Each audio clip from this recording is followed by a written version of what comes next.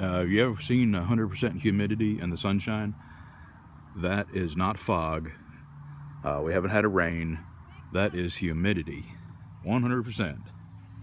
Welcome to Louisiana. What the? Who put a whole stick of butter in my healthy non-GMO corn on the cob? I'll never get that out of there. Never. All right, Solavore Sport oven, solar oven. I'm gonna cook a chicken. It's solid, frozen solid, so I'm gonna let it heat up a little bit for this to fit down on it. But we got the butter polluted corn, and see you in about 6 hours, maybe 7. Good morning. I have a little bitty project. This is whenever I transport my new lawnmower, I have to fold that chute up to get it on my trailer.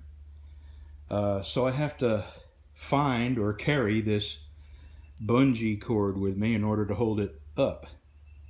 And I'm just going to make a minor addition to make this folding that up a little more convenient. And there's a few times that I would like to have this raised up so I can get closer to trees on that side, or get down a skinny alleyway with this mower without rubbing the chute off. Or if I just want that grass to get thrown out further, like let's say I'm mulching, or I want to move a bunch of leaves away from trees. I mean, there's a bunch of reasons why I might want this up. So here's what I'm going to do. I've got parts, and I'm going to see if I can make this work. I'm going to mount this on the side of the mower with this little hook. I'm going to mount this on the chute with some big washers and that there to back it, and we'll see if we can make this work. Alright, that's what I got so far. I had to check the movement of my pedal, the pedal that raises and lowers the deck, just to be sure that the movement wasn't going to, this wasn't going to interfere with the movement, and it doesn't. So now, here's my hook. Put some washers in there to make it a nice tight snug fit. So now I got to put my U-bolt here somewhere, but I want to mount it where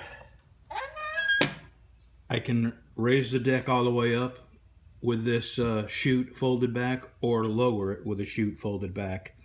I'm not sure if this little thing is going to give me that much movement. If it doesn't, I'll just have to make absolutely sure I remember to unhook this when I lower the deck.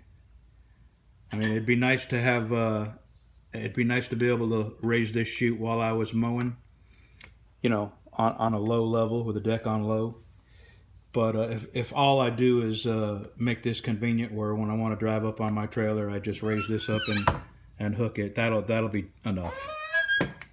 All right, let me mark where I'm going to put the U-bolt here. Dear God, it is so humid. It's like 8 o'clock and it's 99% humidity. Right, let's see if I can do this with one hand and maybe a knee.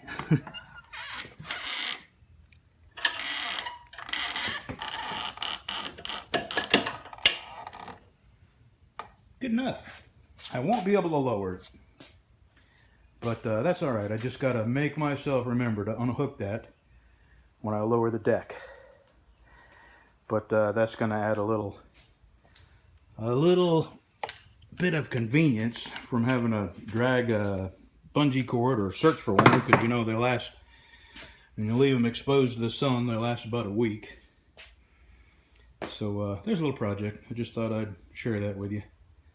I haven't been doing a whole lot outside lately. I finished that property over there, and I plan on doing a very in-depth review on machetes soon. But it's been so freaking hot in my shop that I can't sit out there with a level of humidity and breathe comfortably. And if I run my AC, you can't hear me over the AC. So I'll get to that. I thought I would come out here to the new property and just give you one final look at it, all cleared, all cleaned up. I am going to put a fence from this post down to the end of that chain link there, but I had to wait for the gas company to come out and show me where the gas line is, and it's about 3 foot inside where I'm going to be putting my fence. So let me spin around here and give you a slow look. If you'll recall, this whole fence was nothing but vines, sumac, poison oak, and a bunch of other vines.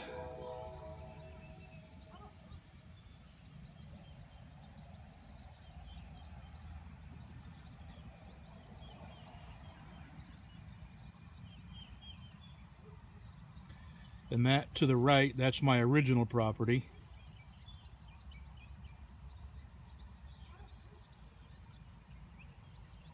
Those are mayhaw trees.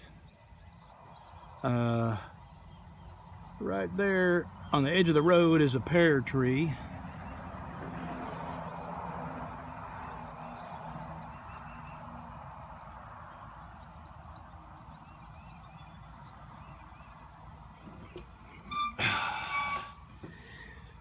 That lady there, she's got some real medical problems, and I've had a couple of short conversations with her, and I found out that she's on a list to get her pancreas and kidneys, I think it's her kidneys, replaced. Her diabetes is so bad, and that's the lady that wouldn't let me hook up to her water.